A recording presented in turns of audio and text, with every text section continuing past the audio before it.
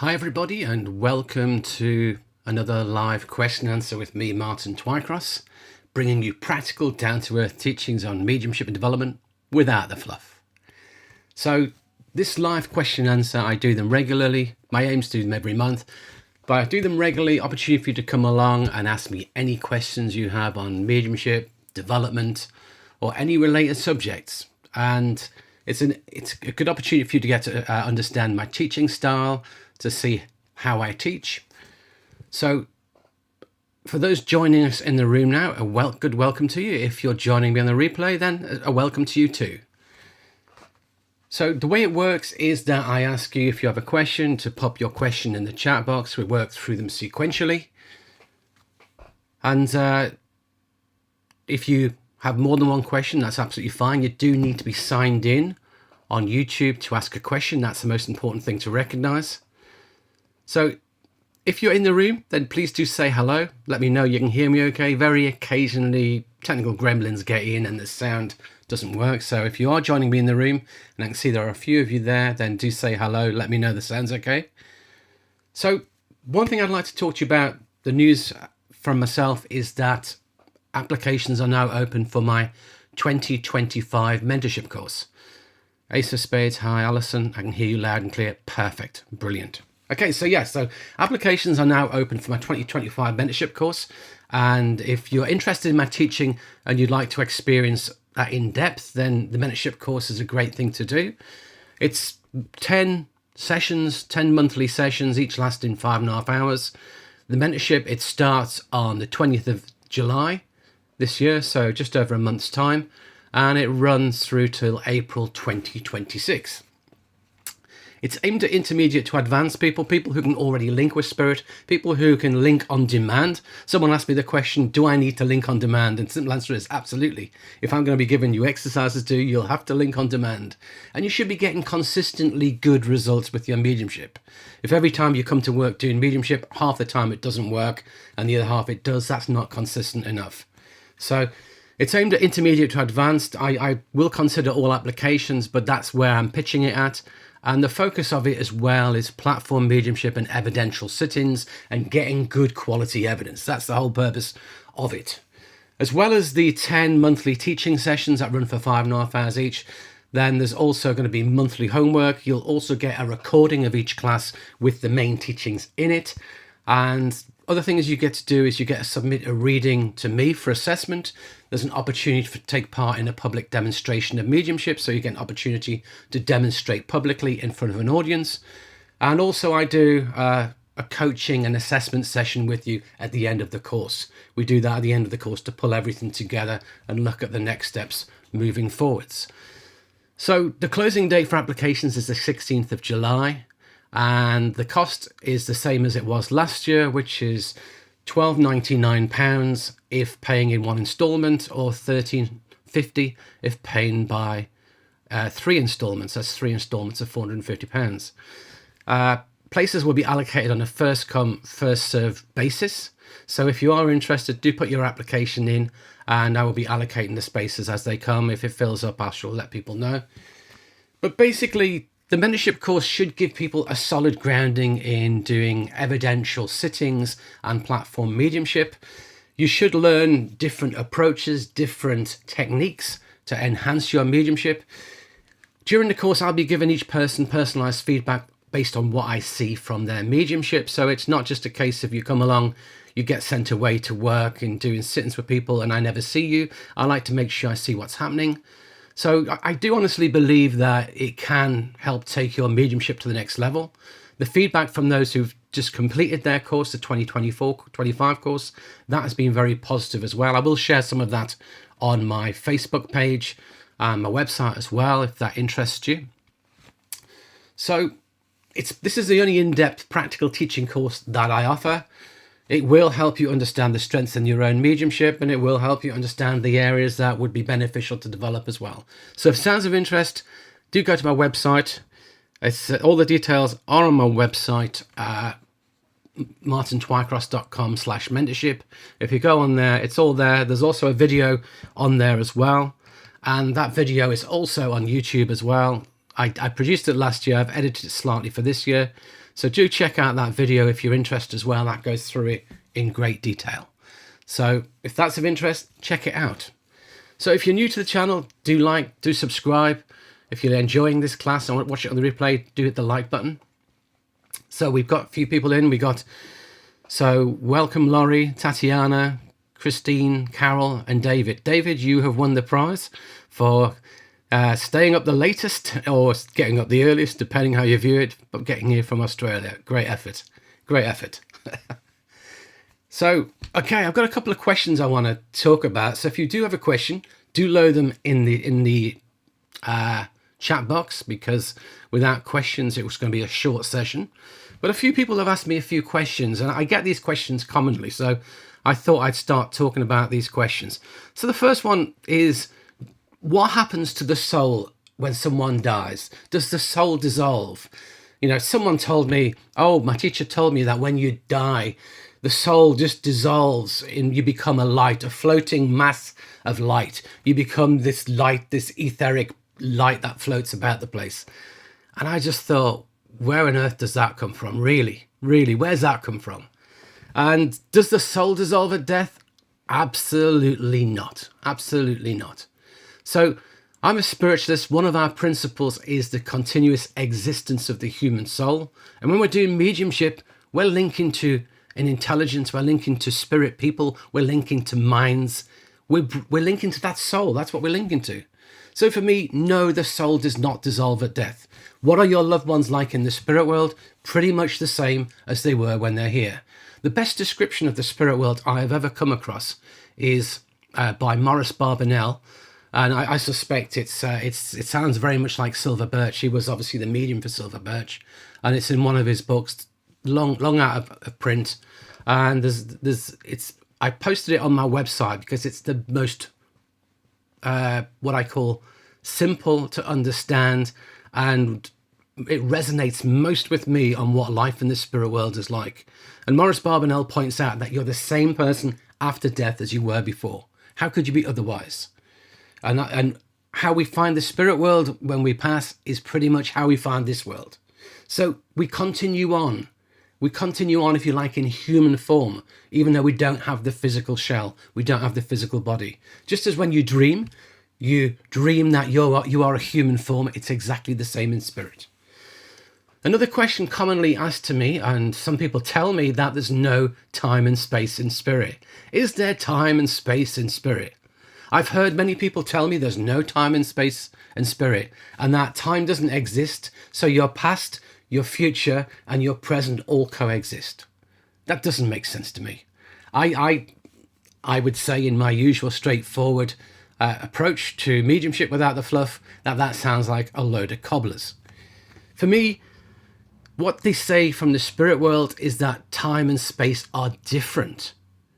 But if you like, space is different in that spirit can be in more than one place at once. There's not that physical geographical space. They don't have to travel between places, but they can be, if you like, connected to a loved one here and a loved one there simultaneously. So they can bridge space. So space is different. But when you meet people, you will meet them in an environment that feels like it is three-dimensional space. Absolutely. And then, is there time in the spirit world? There is, of a sort, because everything happens sequentially. Just in this lifetime, it all happens sequentially. It's the same in the spirit world. But the idea that time is not as fixed as in this world is the theory. It's more fluid. Things can speed up or slow down more in the spirit world. But everything has to happen in sequence. Think about it. If your past, present, and future all coexisted, and I'm here as a soul trying to develop, at some point in my future, maybe I've achieved enlightenment, which means at this moment in time, if time coexisted, I'm already enlightened. Why am I here trying to better myself? Why am I here trying to learn spiritually? Doesn't make sense. So for me, no, I don't believe time and space do not exist. I believe they exist, but in an altered form, in a more fluid, flexible form. But I don't believe that I've got future lives. I don't believe that I'm having simultaneous lives in different dimensions. For me, there's only one me, and it's sat here talking to you. When I go to the spirit world, when I die, the one me will continue on as that unique individual Martin. Maybe in the spirit world I'll have a different name, who knows? But I will continue on as Martin. That's the theory. Your loved ones are the same person they were when they were here. If they were not, how could you recognize them? How could you know them? Doesn't make sense. So when a medium is linking to the spirit world, what are they picking up? What are they connecting with? Are they just picking up fragments of memory floating in the ether because the spirit dissolved? No. They are linking with the intelligence, with the mind of spirit. We are linking with a thinking being, a sentient being. We are linking with a soul, spirit, call it what you will. But it's a person thinking with a sense of humor, with just the same as they were here, just missing the physical shell. That's all that's gone. So when we're linking with spirit, we're linking with their mind. We're linking with information they choose to project to us. We're linking with information that we're blending with them to receive from them. So we are linking with the soul. Now, I would like to hope that a lot of this is self-evident, but the fact that I keep getting asked these questions clearly shows me that for some people, it's not. So I do understand why people want to understand this. So if you think that you're just as a medium is just linking into random memories stored in the book of records in the spirit world, that is wrong. No, we're linking with an intelligent mind. Absolutely. And somebody else asked me, why is it that the majority of mediums I see, the majority of readers I've had sittings from, it's mostly been psychic. Why is that? And I guess when it comes to readers doing things, there are a lot more psychic readers than mediumistic. Absolutely. Mediumship is more rare than the psychic, for sure. We always say that all mediums are psychic, but not all psychics are mediums. You have to develop mediumship even if you've got a strong psychic gift. And I do have a video on my channel, what's the difference between a psychic and a medium? So you can go and check that out if you want to know more about it. But why do more mediums not give excellent evidence? And the simple answer is because that quality and caliber of mediumship takes a lot of effort, a lot of time, and it needs ability to develop. You know, how come every musician is not world class? Because there's a degree, it's varying abilities, varying degrees of experience, varying degrees of training, and some luck, obviously, in getting discovered if you're a musician, for sure. So I wish I could say that every medium can bring you the most fabulous evidence of life after death, but it's not always possible. But if you go to enough, if you seek out good mediums, you should be able to get quality evidence of life after death. So welcome, Faye. Welcome, Erica. So I can see there's a few questions building up. If you have got questions, do load them up. Absolutely. Christine, I can see subjectively, but have yet to be able to communicate. Advice, please. Well, you have to develop mediumship. It's as simple as that. Now, the problem we have is how common is subjective clairvoyance of seeing spirit actually outside of the body? Very, very, very rare. It's said that the average medium sees spirit objectively only a few times in their lives, if that. And I know a huge number of mediums, self included, who've never objectively seen spirit. Most of the time, we see subjectively within our own mind. And think about it. If you're seeing them objectively, you cannot tell the difference between them and a real person. You have to kind of go over and poke them, just so they're just going to disappear. And then you'll find out that, hang on, there's a spirit, not a real person.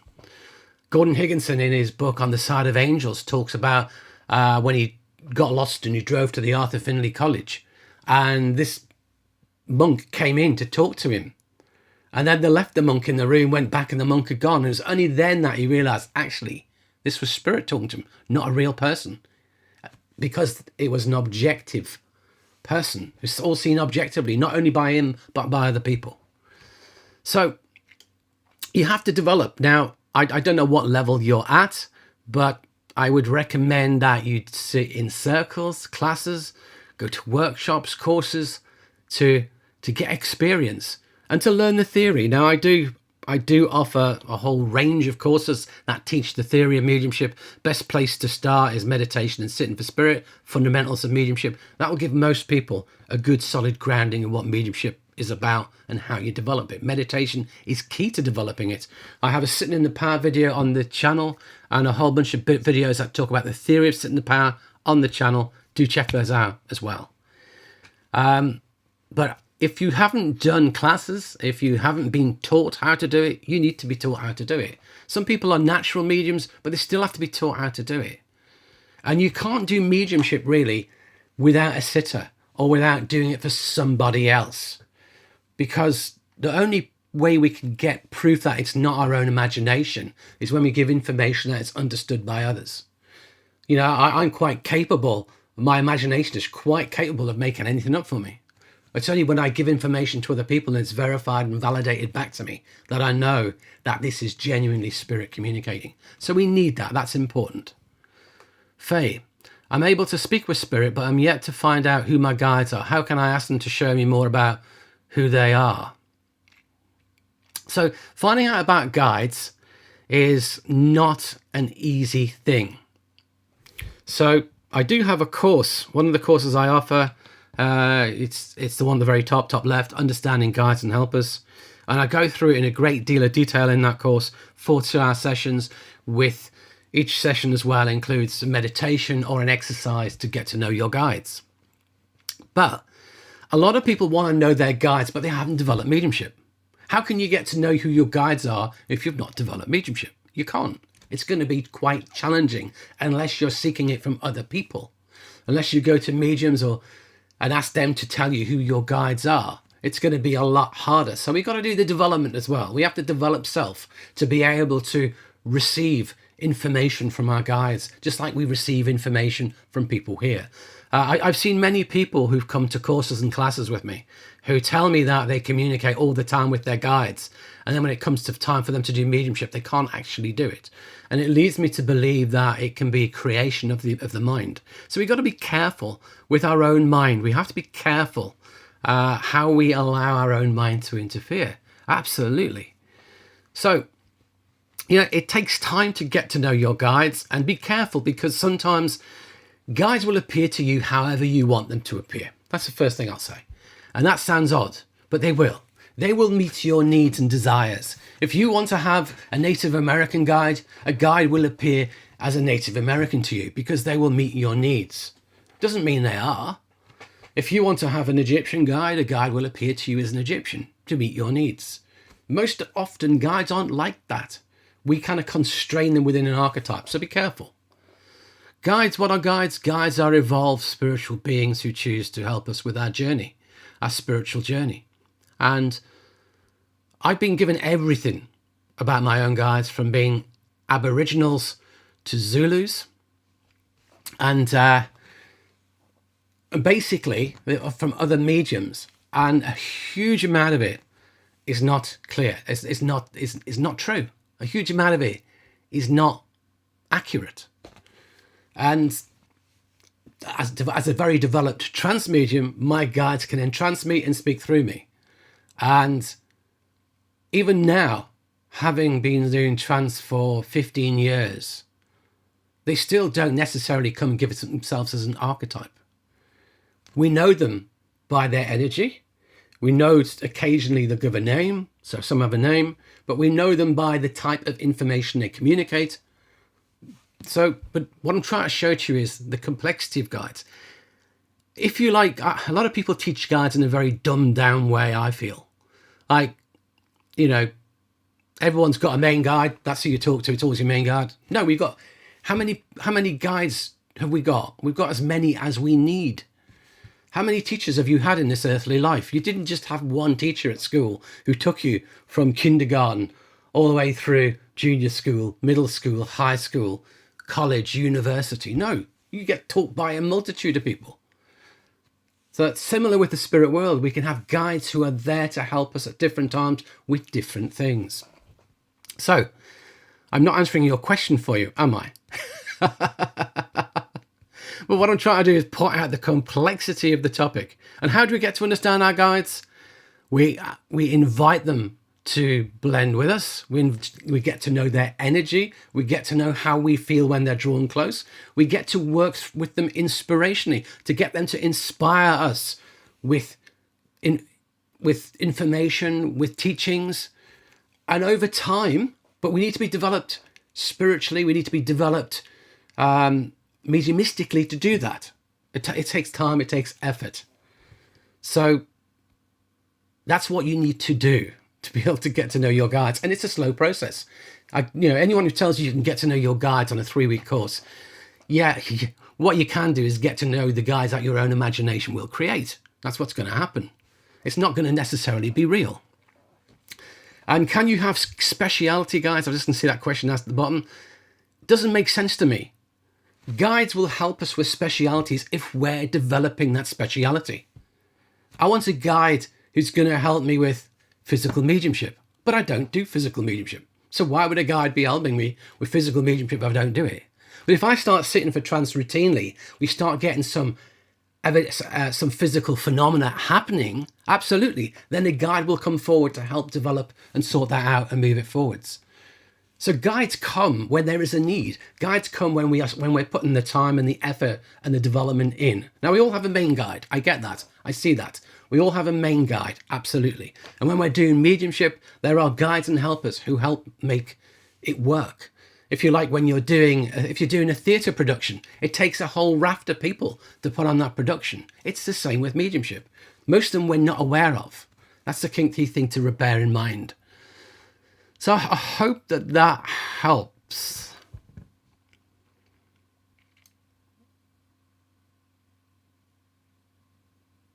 But simply give it time. Ask that you'd like to get to know them, but don't be in a rush. And be careful of your own imagination trying to take things in a direction it doesn't need to go. Christine, I'm studying mediumship. I'm not at the communication point yet. Well, hopefully you'll get there soon. Erica, why is my connection to source is incredibly clear when I'm near the ocean, either driving by or walking on the beach? When you say connection to source, we're connecting to that God power. We're connecting to the divine. Different things will help each person be closer to that energy. For some, you can do it in a meditation. For some, being in nature. For some, something of beauty can touch us. And for you, clearly that's the ocean as well. A beautiful sunset. Animals as well. There's all sorts of things that can take us closer to that energy. For me, it's a profound love energy as well. So we need to find what takes us closer to that energy. So great that you found one of the things that helps you. Amanda, love your courses. Thank you. Glad you find them helpful. Belle Michelle, can I develop my physical mediumship without a circle? Now, you can go and ask some people this question and they'll say yes. I'm old school. I'm going to say no, absolutely not. How easy is it to develop physical mediumship? Not easy. Why? Because there aren't many physical mediums. And quality of physical mediumship is said to have deteriorated over time. We don't have as many as we had in the past. Some people argue there's less need for it. But historically, if you want to develop physical mediumship, you had to sit for a trance medium for a period of time, because every physical medium has to be a trance medium, has to allow spirit to communicate through them in the trance state. Developing physical mediumship takes time. It takes effort. I know very few physical mediums who wouldn't say it doesn't take a long time to develop. And by a long time, I mean decades, not just weeks, months or years. Gordon Higginson, when he decided he wanted to develop physical, but bear in mind, he was already a fabulous platform medium, already an amazing medium working in a lot of places doing platform. He was already an excellent trance medium. He decided to sit for physical, but it took many years for the phenomena to start appearing. And he was already a highly developed medium who had a huge circle of people sitting for him as well. So we need the power of the sitters to help create the phenomena. So, to sit by yourself and expect physical mediumship to happen is a big ask.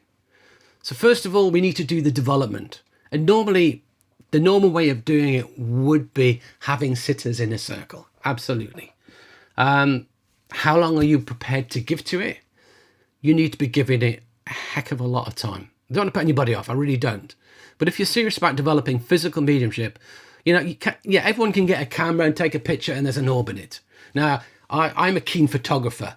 I have lots of cameras floating about in this room as we speak, as well as the one I'm talking into.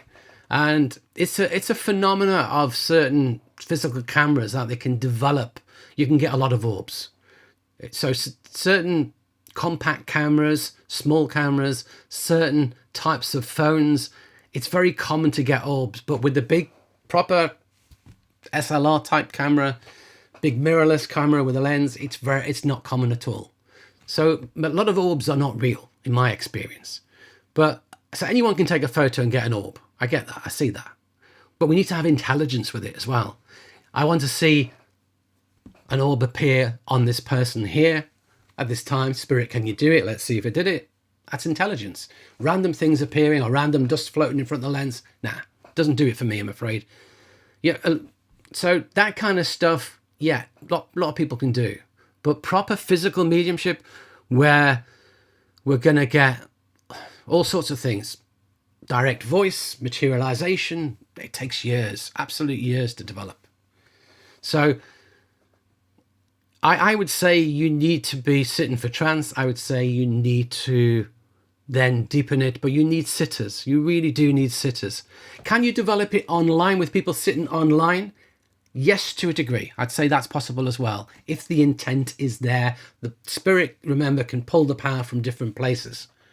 But I don't think it'll be as powerful as if you do it in person. That's what I would say. So sorry I'm old school. Sorry you've got me answering the question and not somebody who's going to tell you that physical mediumship has changed and the phenomena has all changed and anyone can do it. And you just sit by yourself and ask spirit and you'll get it. It's not as simple as that. I wish it was.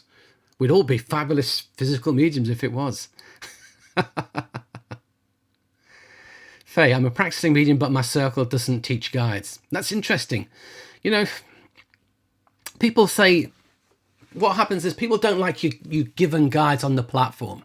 In most spiritualist churches in the UK, it's a bit frowned upon to give people their guides because it's not evidential. The purpose of the platform demonstration within a spiritualist church is to demonstrate the survival of death of people's loved ones, to bring survival evidence, giving people guides saying, oh, you've got a lovely Native American, you've got a lovely nun, oh, and look at that, you've got the most beautiful Egyptian. It's not evidential. It's, in many cases, it's absolute fluff. Those who can do mediumship, those who can't muck about giving that sort of stuff. And, you know, I don't like to see it personally. If you're meant to be doing mediumship, do mediumship. But I don't understand why a circle would not teach guides. It doesn't make any sense to me whatsoever, because all of this work, none of us can do any spirit work without a team of helpers spirit side. If someone's going to come and work with me, they're going to be guided to find my mind by people in the spirit world who are helping the process. The link, staying together and me being connected with them, that is facilitated by guides and helpers.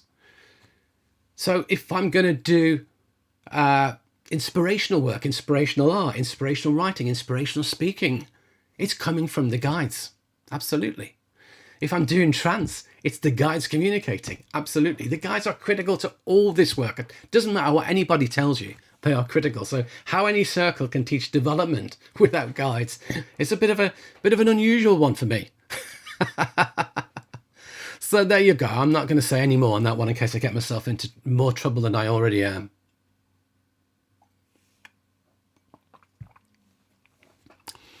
Okay, Tilly, how often should we meditate and how long? Depends what you're meditating for. The meditation I recommend for development is sitting in the power, as I said. There's a version of it on my channel, and there's also a whole playlist.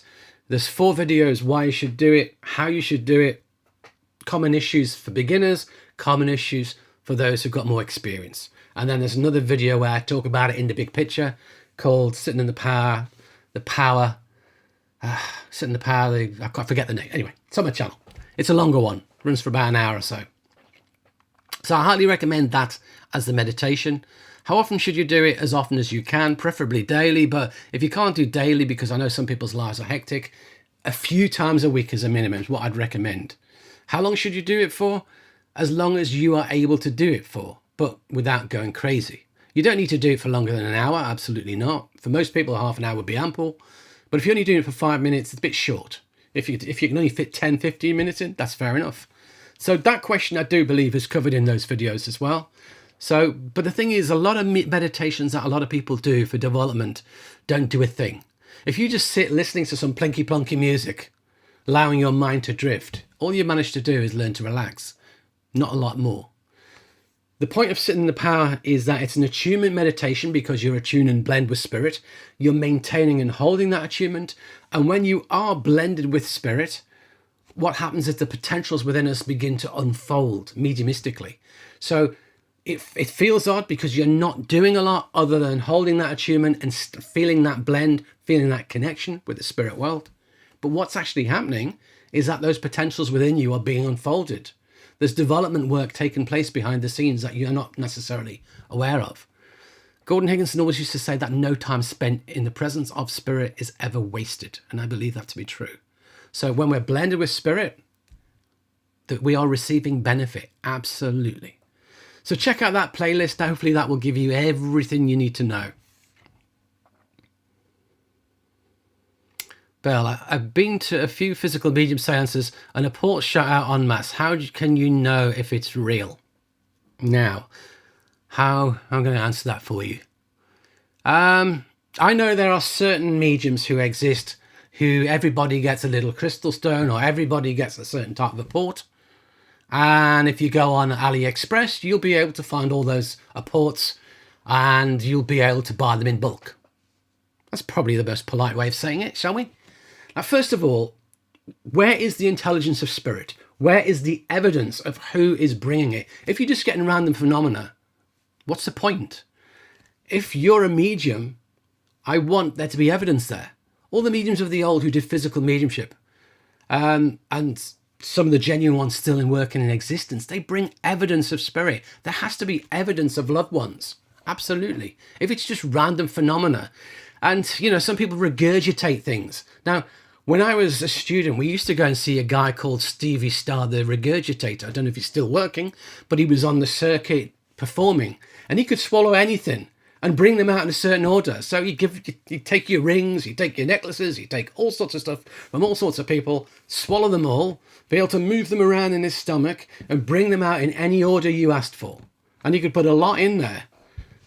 And I just wonder, some of these mediums who seem to be able to regurgitate things, having seen magicians and skilled people do it, I wonder what's happening. I really do.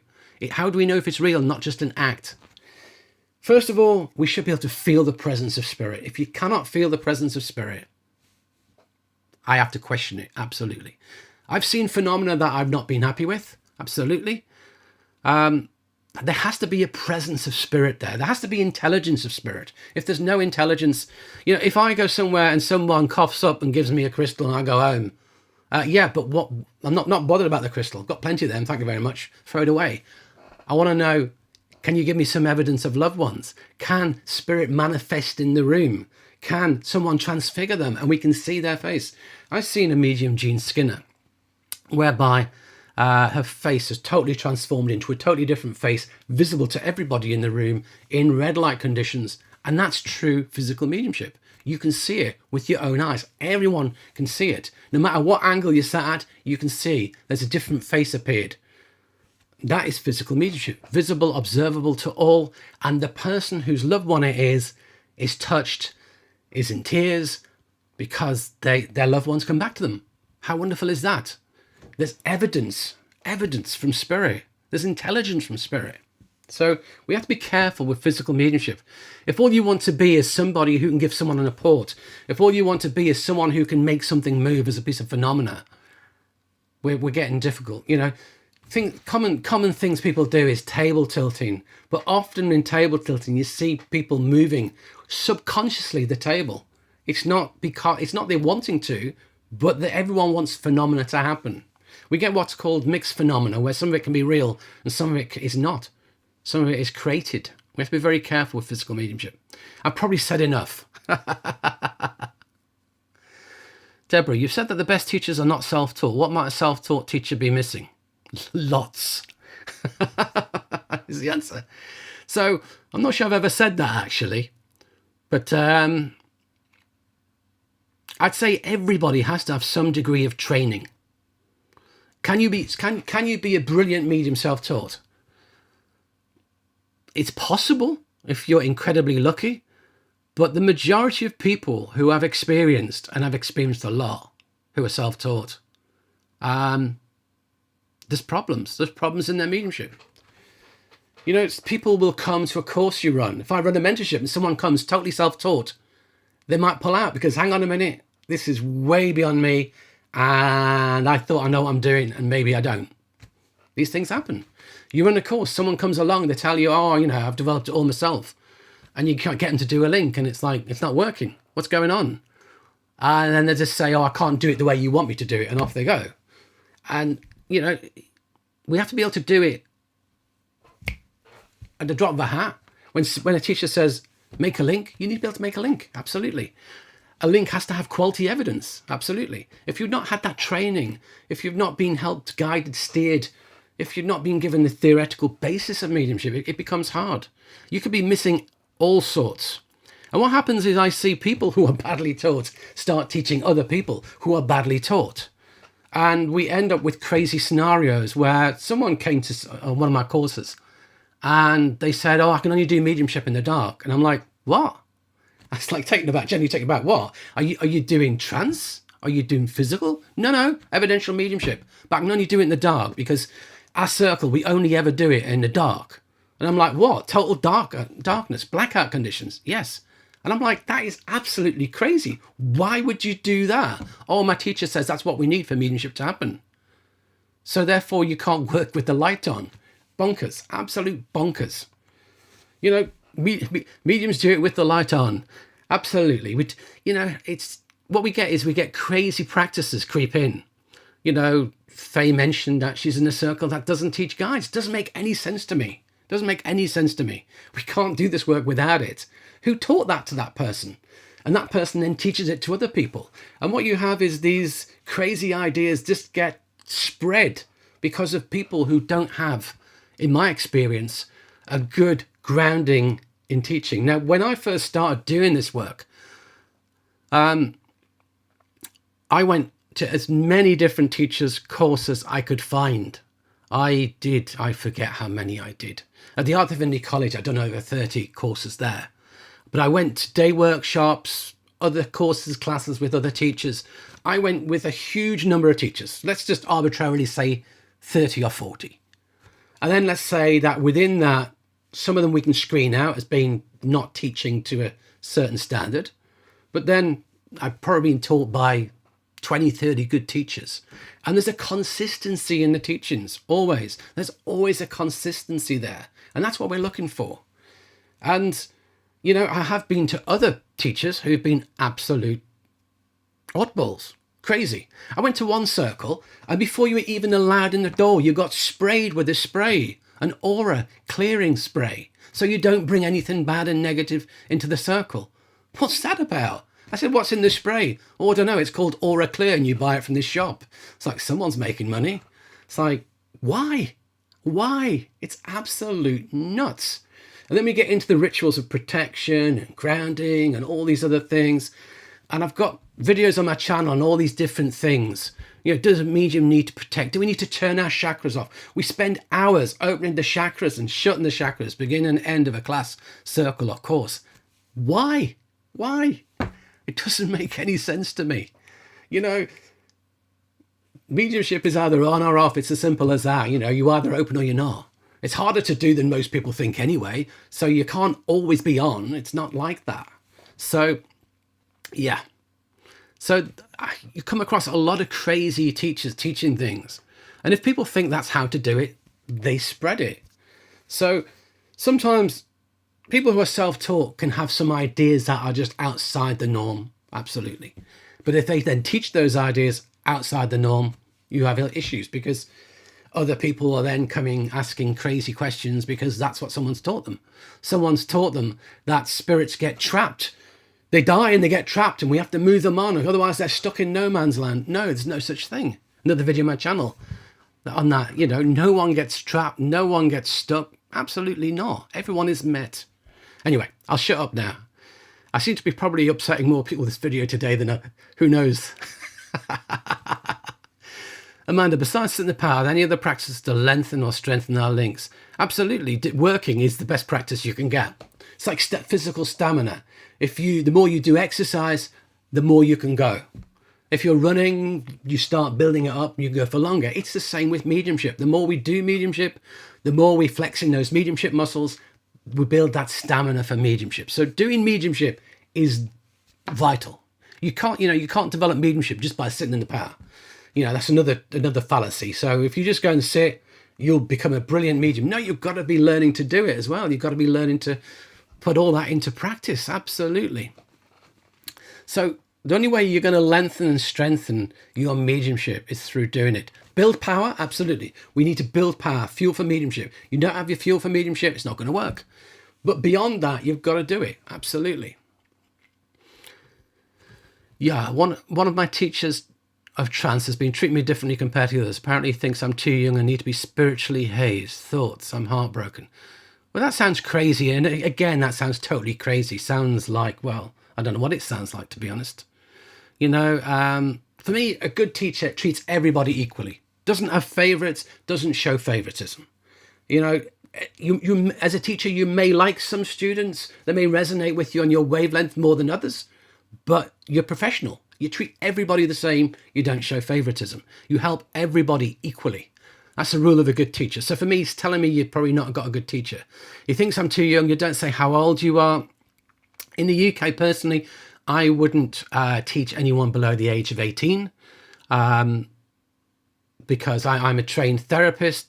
Fine, absolutely fine. You're 26, no problems there at all. So, if someone wanted to come and sit in a circle with me or come and do a course and they're 16, it's like, no, wait until you are of, in the UK, the legal age is 18 where you're no longer classified as a child or a young adult. So hence, that's why I would do that. So I understand why some people are a bit funny with very, very young people. Absolutely, I get that. Your age, do not understand at all.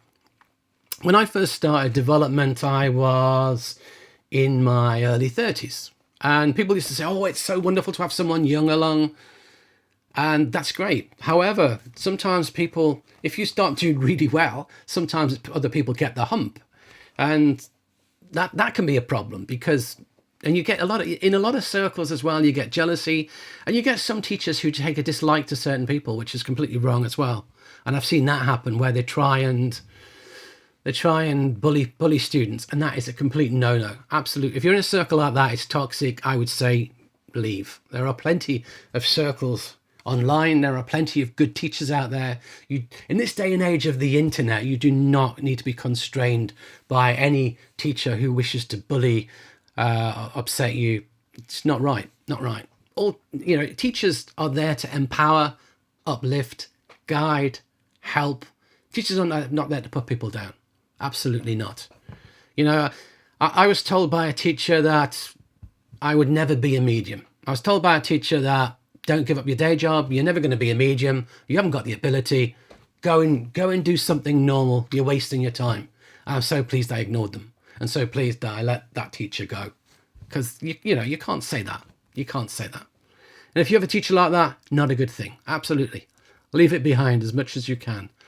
Alison, I love your sitting in the power. Wonderful. So, yes, there's a lot of nonsense out there, for sure. A lot of nonsense out there. Yeah, what is your take on remote spirit release therapy? Here we go again. Do I believe that people have spirits attached to them? I went into one church and somebody, bearing in mind working medium, you go and visit a lot of churches. I went into one church and someone said to me, oh, you're fascinating. So why is that? And he said, oh, you've got about 12 spirit attachments with you and you've got an alien. And I was like, oh, that's exciting. I said, well, I hope they don't stop my mediumship tonight. And sure enough, they didn't. And he's like, oh, if you come see me, I can get rid of them for you for a fee. He's like, yeah, okay, you're okay. I'm sure if there's any issues, my spirit guides would sort it out. But no, did I have attachments? Absolutely not. What a load of piffle. What a load of nonsense. And those who can do, those who can't decide to try and scare people by telling them they've got curses, they've got broken auras, they've got attachments, they've got issues. No, doesn't make sense. We've all got guides who help us from the spirit world. If there was a problem with us, they'd fix it. They would. Just got to ask them. They'd fix it. So I went to a lecture by a very well-known spirit release therapist, very well-known spirit release person. And I'm a hypnotherapist, trained hypnotherapist. He was using hypnotherapy, taking people into hypnotherapy, giving them the suggestion that there's a spirit with them and that spirit will talk to them, and then giving the suggestion that the spirit would go and they'd be fixed. Now, our own mind is quite capable of creating wonderful ways to help us in therapy. I know that for sure, as a trained therapist. So I said to this person, I said, okay, have you ever sought information from these spirit attachments to verify that they are real people, to verify that they existed? Oh, no, we don't need to worry about any of that. And I said, yes, you do, because otherwise it can just be a figment of someone's imagination. They didn't like me asking the question. They tried to shut me down, but I said, no, it's really important we understand this. As a medium, I have to bring evidence through to prove that who's communicating with me, coming forward to somebody here, is real, absolutely real. I got to get evidence to prove they're a real living person. But what you're saying is that we just assume their spirit and we give a suggestion. Now, I'll give you an example. As a trained hypnotherapist, we can do past life regression. I can give you a suggestion for past lives, you'll have them. I can tell you in a past life you were an animal, and if you believe me, you become an animal. They did an experiment, a whole bunch of psychology students, where they tried to get people to have a past life through regression as an animal, and nobody had it. Then they gave the suggestion to the person that we all had a past life as an animal. Send them all off again, and 95% came through as a past life animal. All that shows to me is it's suggestion of the mind. It isn't real. That's the thing. I hope you understand what I'm saying. I know it's a bit complicated what I'm talking about, but I hope you get it. So what I'm saying is, how do we know these spirits are real? And we don't.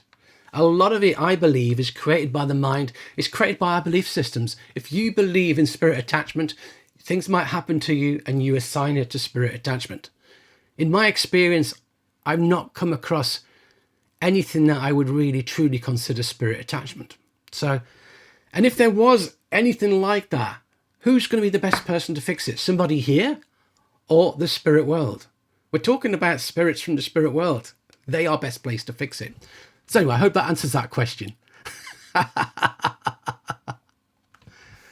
Chris, I have no confidence in rites and rituals. You don't really need them. You don't need them. But as humans, we sometimes like them.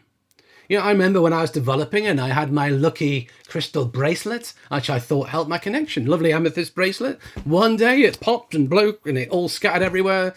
Oh, I've got to go and do mediumship now without me lucky bracelet. Guess what? It worked. It worked. Why wouldn't it work? Hey. Or you suddenly get roped into work. You're in the audience. The medium doesn't turn up. You're roped in. You have not done any preparations. You've not done any rites, rituals, nothing. It works. You don't need it. That's what we learn. Yeah, I wonder if it comes from envy. Absolutely. That's another possibility for sure. When people treat us from a point of view that's not right, there's often jealousy, envy in the mix. Who knows?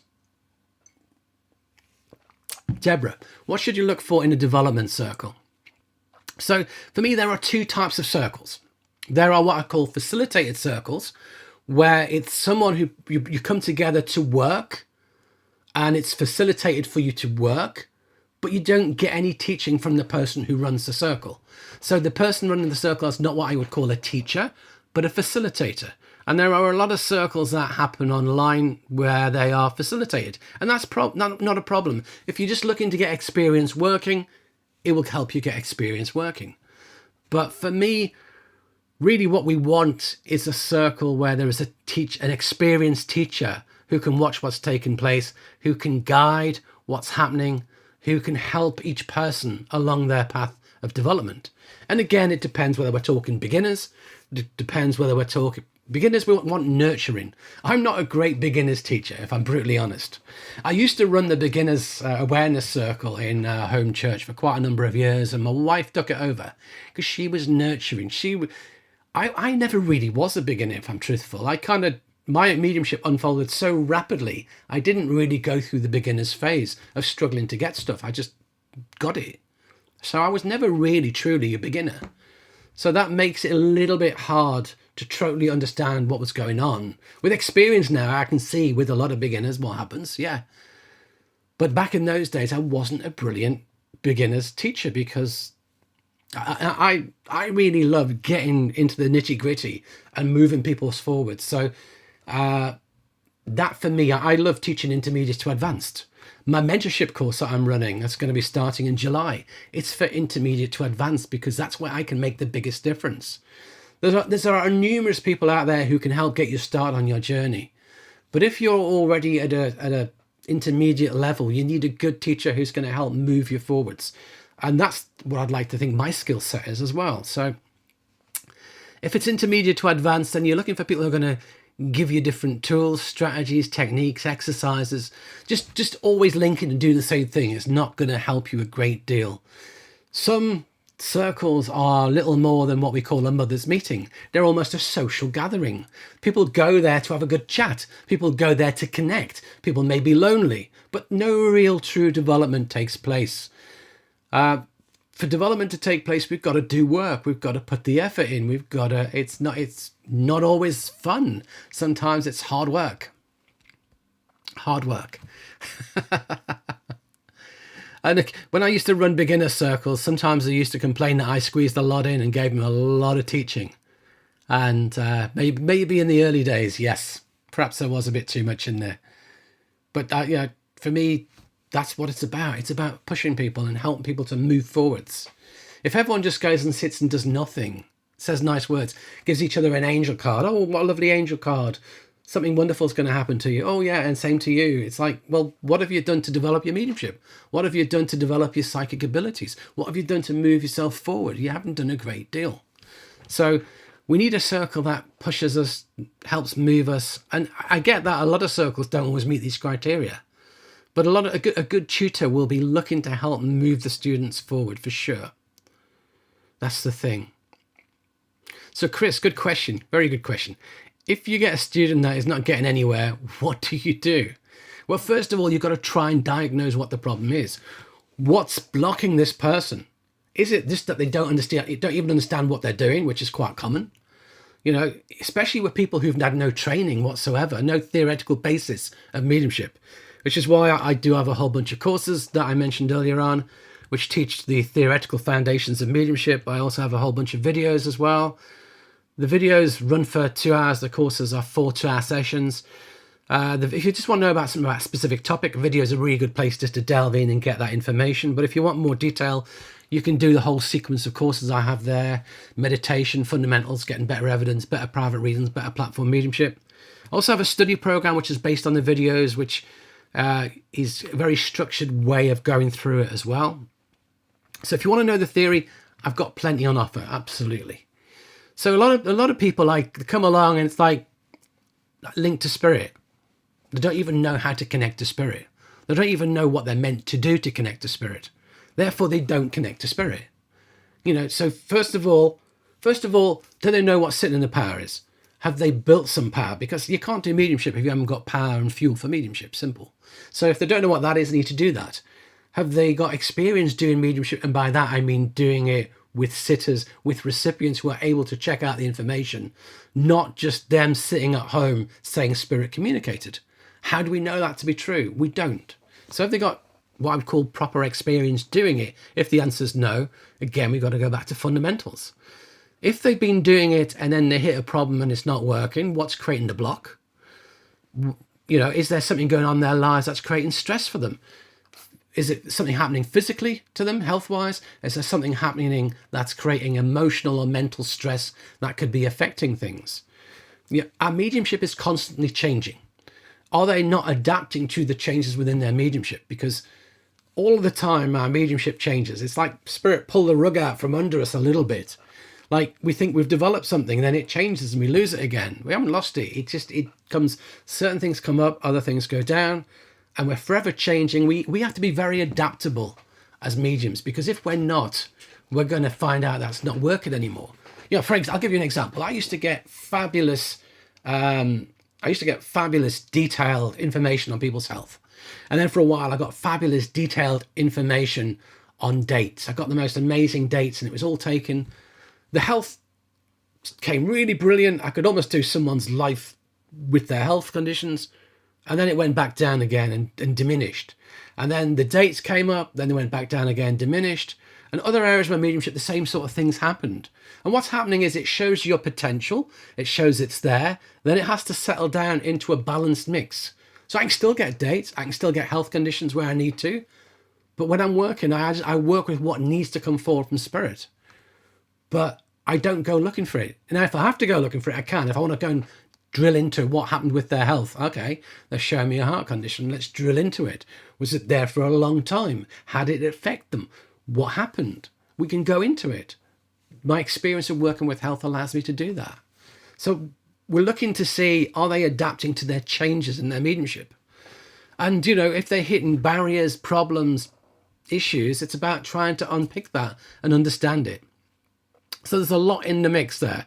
It's not a simple answer. It's not student having a problem, do what they that. You have to diagnose it. It's like if your car's not running well, you've got to test different things and find out what's not working. Is there any fuel? Have we got fuel? Have we got fuel in the tank? Car's not working. Have we got fuel in the tank? We haven't got any fuel. Okay, put some in. Okay, put some in. Still doesn't work. Okay, have we got a fuel pump pumping fuel to the engine? Yes, we have. Okay, have we got sparks at the spark plugs? Test them. Yes, we have. Okay, let's look for something else. And it's the same thing. We've got to go diagnosing what's happening with the medium to check that all the parts that should be functioning are fully functional. You know, the medium says, oh no, I lost somebody 2 weeks ago. And since then, my mediumship's just not been working. It's where you are at the moment. It's life. It's what's happening to you. There's a grief there. There's a stress there in your system. Give it time. Don't try and do your mediumship now. Give it time. Give it a month or two and come back to it. So you get on. Absolutely. Okay. Can you speak on the paranormal versus physical? Seems like when we sit for physical, it's so difficult to produce phenomena, but yet paranormal activity seems to happen without intention or sitting. So again, paranormal phenomena. I'm not a big paranormal investigator. Let me put that out there straight away. I've got a very scientific background. I did a degree in physics. I did a master's in environmental science. Got a very scientific background. In my early days of developing, when I was starting out as a medium, people would call me to their houses. Oh, we've got all this problem in our house. And you go along there and they're like, oh, we keep hearing this creaking. And it's like, it's your pipes, it's your boiler pipes, or this is an outside wall. Three parts of the wall are on the outside. It's the blockwork. As it heats up and cools down again, you're hearing cracks. Oh, this room's always much colder than every other room. Yep, that's because you've got a flat roof and 3 outside walls. And invariably they say, go in that room, there's a terrible energy. I go in there, no, there's not. It's not, sorry. So a lot of the phenomena they said was there, I didn't get it. I struggled getting that. So I'm not big into phenomena. If phenomena's there, yeah, we can say, yes, it's happened. But we have to rule out all the rational first. Absolutely. So I'm not a paranormal investigator, nor does it really excite me. I would far rather do mediumship and bring through people's loved ones, create that reunion, create that healing, create that connection, allow the spirit of voice. That's what excites me. Going to places and trying to get stuff to happen, doesn't excite me. I was once asked if I could do paranormal investigations and be the medium. And I said, well, what happens if we go to a place and there's no spirits there? And they said, oh, there has to be. You have to find some. I said, but I said, I'm a medium. If there's nothing there, what happens? Well, in that case, you have to make it up. Sorry, I'm out of here. It's not. I don't make it up for entertainment. I don't. I'm not doing that. That's not what I'm about. So, yeah. So, paranormal activity is activity that happens in specific areas, places. It can happen around certain people as well. It's very common with people who have certain phenomena around them. I know, like Matthew Manning had like a whole bunch of phenomena when in his teenage years, and poltergeist phenomena is very often happens around people. It's It's a paranormal phenomena. It's not necessarily spirit there. It's things happen, but it's not. It happens with especially young teenage people. So there's like an excess of energy, of psychic energy that creates phenomena. But people will say, oh, you know, it's spirit, but it isn't necessarily. So how do we know if it's spirit? There should be intelligence there. That's the key thing to recognize. If it's physical mediumship, there should be some degree of intelligence, and there should be some degree of evidence of who's communicating. If we're just hearing noises, it's, you know, what we don't know for sure what's happening. So personally, when I sit, I don't get any much phenomena at all. I really don't. If I'm doing trance, not a lot happens. So some people get more phenomena than others. Absolutely, I see that. I get that. But then again, you get the old school mediums. You know, you're in a church and there's a crack or a noise. Welcome, friend. It's like, no, it's not spirit. Again, it's just the heating warming up. It's the boiler. It's the wind blowing the building's creaking. And they're like, oh, welcome, friend. Hello, spirit. It's like, no. I'm just too grounded, too down to earth, too skeptical for a lot of that, I'm afraid. But if that's your bag, if you're a paranormal investigator, I'm not knocking it. Just understand that it's not really what I do. So that's probably about as much as I can take that question, I think. Yeah, Martin, you make a good point. This teacher told me they don't ask for evidence from said attachments either. He claimed it's dangerous. But as someone who's scientific, I need evidence. Again, why is it dangerous? Show me someone who's been harmed by it. Show me somebody. You know, there's just so much fluff about, really. You know, oh, you know, somebody said to me, oh, you can't go into trance because if you go into trance, it's dangerous and you could die. And it's like, did anyone tell that to all the old school mediums? Did anyone tell that to Maurice Barbanel, who was the medium for Silver Birch for however many years, 50 years? Did anyone tell that to Gordon Higginson, who first went into trance in his 20s and was doing it for 50 years? Did anyone tell that to any of the other great mediums of the past? No. Thank God they didn't, because had they believed it, they wouldn't have done it. Yet we've got to look at the body of evidence that's built up over time. We've got to apply rational logic to it. And if all these people did it with no problem, how could it possibly be dangerous? You know, you very rarely hear of any of the great mediums of the past talk about spirit attachments, talk about spirit release. It didn't really do it, you see. It's more of a modern phenomena. You know, so, yeah. And people say, oh, there's evil spirits. Oh, you know, if you're not careful, you'll open up and be taken over by an evil spirit. I've yet to see it. The people in this world are the ones we have to worry about keeping at arm's length. You're naturally protected by your spirit guides and helpers. They wouldn't allow that to happen. They wouldn't. You're naturally protected. It's there in your intent. If you know, that's the thing. You don't need elaborate rituals. You don't need to call upon all the archangels, and you don't need to call upon, you know, just, you know, you're protected, and you are. You are.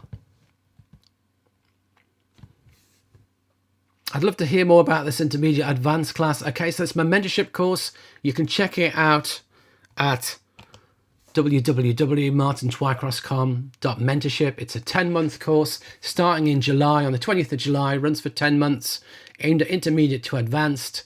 It's an in-depth training, practical training course with me. 10 5.5-hour sessions once a month on a Sunday evening, UK time. If you're in America, that will be daytime for you. If you're in Europe, that will be afternoon, evening time for you as well, as it is for me in the UK. Check out the my website. Click on the mentorship link. It will take you to it, give you a lot of information about it. There's also a link as well. There's also a pinned link at the top, although it doesn't show us very clearly. And I've also put a link to it as well in the video description if you want to look for it there as well. I'll also post a link to it in one of the comments of the video as well.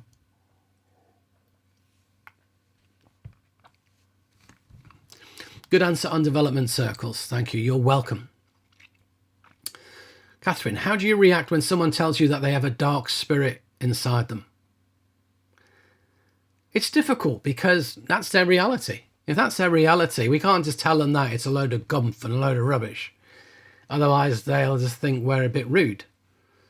But in my experience, it's not real. In my experience, there's something else going on from a psychological viewpoint. But maybe someone's told them that, and that's become their belief system. So, we need to deal with it in a tactful way. Normally, if people tell me they've got a spirit attachment, I just say I will ask spirit guides to help them, and I'll send them healing. And they'll say, oh, it worked. And all I did was ask for healing for them. Really. That's all I did. And it just shows you that actually it's a creation of the mind quite often. So someone has a dark spirit inside them. Have I ever met anyone with a dark spirit inside them? Only their own spirit, if they are, not a nice person. You meet some people who are not nice people. Absolutely. And is there a dark spirit inside them? There's the point, there's their own ego, self, which may be the dark part of them. But there isn't a spirit coming from the spirit world to work through them. No. There's not an evil spirit suddenly taken over them. We can't be entranced or possessed. No. You're protected by spirit. Absolutely. Absolutely.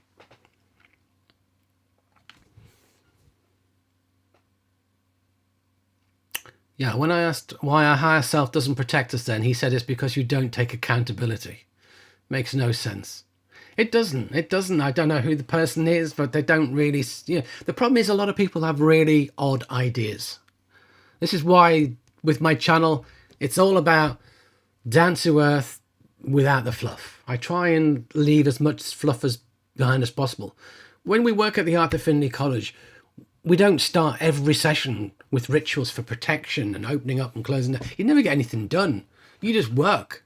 Every tutor who works at the Art Affinity College does not do any of these rituals. What does that tell you? All the good teachers and tutors I've been with over the years, of which there are many, none of them have ever taught any of that. It just tells you that it's fluff on the edges that's unnecessary, is a time waster. And really, it often comes from people's own fears and insecurities, perhaps their upbringing. If the tutor themselves has got a Catholic upbringing, maybe there's a hint of that in the mix as well. But it tells me generally, if we look from a logical perspective, if all the real quality mediums go through their lives not having to talk about or worry about those things, we don't need them, clearly. Absolutely not. One thing I loved about the healer, Harry Edwards, is that when he came to healing, he took a very logical, analytical view to it. There was all sorts of procedures that people were doing of combing the aura and getting the gunk out of the aura and flicking it off. And he just said all of that is worthless. It's got nothing to do with the process of healing. The process of healing is attuning to the spirit world, attuning to the patient, letting a healing power flow and letting it happen. And he got rid of a lot of that fluff that was unnecessary for healing. And that's what we need with mediumship. We've got to get rid of the fluff that we don't need. Got to get rid of all the stuff that gets in the way, all the stuff that slows it all down, all the stuff that doesn't make sense. If it affronts your logic, let it go. If it doesn't make sense, if people can't explain it scientifically, logically, it doesn't make sense. Absolutely. Belle, your authenticity and honesty is so refreshing. Thank you for doing this. It's my pleasure. And I bought your courses decades ago. Well, I'm glad you did. Thank you.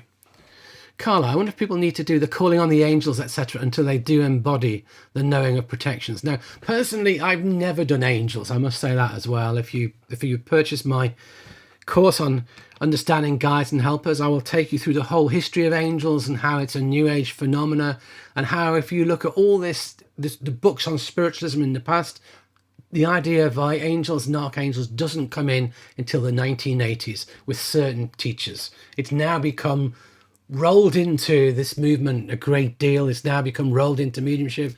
But all an angel is a guide. All an angel is an evolved spirit being that helps us. So, yeah, okay, you've got the angels within Christianity that have certain definitions. I get that, I see that. But within this movement, we don't need to necessarily get overly excited about calling on Archangel Uriel or Archangel Michael with his sword of protection. No, don't need any of that. So yeah, some people have to call for protection until they learn that actually you don't need it. And you know, sometimes we have to go through that phase. When we first start out, we're very malleable. We're very open to teachings of all descriptions from all people. Some people are gullible, and I don't mean that in a negative, unkind way. It's just that we're like sponges. We want to learn. We'll take on as much as possible. And some of the stuff we take on and learn from people may not make sense. Then later we may say, okay, yeah, okay. Like in my early stage, I think one of the earlier circles I went to, we were taught to open up and close down. Did I open up and close down? Well, in my first couple of circles, I did, because I didn't know anything at that point. Didn't know any better. And then it just didn't feel right to me. And it's like, not liking this. It doesn't make sense. I'm just not going to bother. So we after a while, we begin to, when we start questioning the practices and why we do them. And then I'd say to other tutors, oh, that tutor's asked me to open up and close down. And they'd say, don't need it. It's irrelevant. Waste of time, waste of effort. You don't need it. You're either on or you're off. Yeah, that resonates for me better. I'm taking that on board. I'm losing some of the fluff and some of the unnecessary. Let's get rid of it all. And I love how you make me laugh. Well, we like a bit of humour. In the spirit world, they have humour too. Isn't it wonderful to know they're not all deadly serious? We need a bit of humour. We need a bit of fun in life. If there was no fun in life, it would be sad, wouldn't it? It would be sad. Yeah, absolutely. Different people start in different places from various cultural backgrounds and need different things during their journey. And we should do our best to be kind. You know, if someone comes to me from a Catholic background, I often will accept there's going to be a lot of fear in the mix because it's how they've been taught and brought up. And we have to learn to work through that and overcome that. And me just telling them it's all a load of rubbish and so you should let it go, that's not necessarily going to help. It's not very tactful neither. It's not very considerate of the journey they're on. So we've got to take into account the person's journey, and we've got to take into account introducing these ideas and letting them take seed. With all these things, I can give you my opinion today. I can teach what I teach to you. Some of it will not resonate with you. Some of it you may actively disagree with, and that's fine as well. And some of it you may say, okay, I'll go away and think about that. And over time, you may come to the same or similar opinion as me. And that's fine. There is no right and wrong. Nobody's beliefs are better than anybody else's beliefs. Understand that. That's true. I don't have the answers.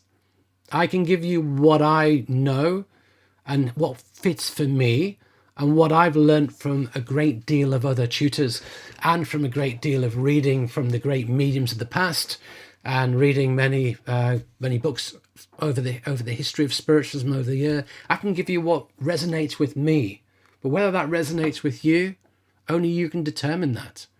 And at the end of the day, you know, some people here may be massively into paranormal investigation. That's wonderful. It's wonderful that you are. It's wonderful that's your passion. But we have to go with what resonates with us. You know, some people here, you know, certain aspects may really be important to you and lesser so to other people. And I respect that. I accept that. So but if someone comes to me and tells me something is crazy, that's crazy. Like when someone comes to me and said, if you can't do trance because it's exceptionally dangerous and you could die, I will then counter that with saying, well, let me give you all these different mediums who did it for 50 years and had no health effects. How can you explain that from the statement you just made? And they'll say, oh, that's just your belief. I've got mine. I'm off. We're going to differ. But again, if it sounds crazy, I like to challenge you. I like to ask the questions because only through asking questions can we learn. So we seem to have come to the end of the questions. It's probably a good place to leave it. So I'm going to thank you all for coming to the class. If you're watching this on the replay, I hope you've enjoyed it. If you're in the class for real, I really hope you've enjoyed it too. Do check out all the videos, courses, study programs I have from the channel. If you do want to offer a thanks, there's always super chat, and also you can use the super thanks facility as well, or buy me a coffee through my PayPal me, or you can buy something from my website, audio, video, or check out a course. And if you're interested in my mentorship, it starts in just over a month's time, 20th of July. Do check it out if you're interested. Applications are being processed on a first come, first served basis. There are still places, but do get in touch if you're interested. So I'm going to say thank you to everyone for coming. It's great to have you here, and I look forward to seeing you all in the next one. Bye for now.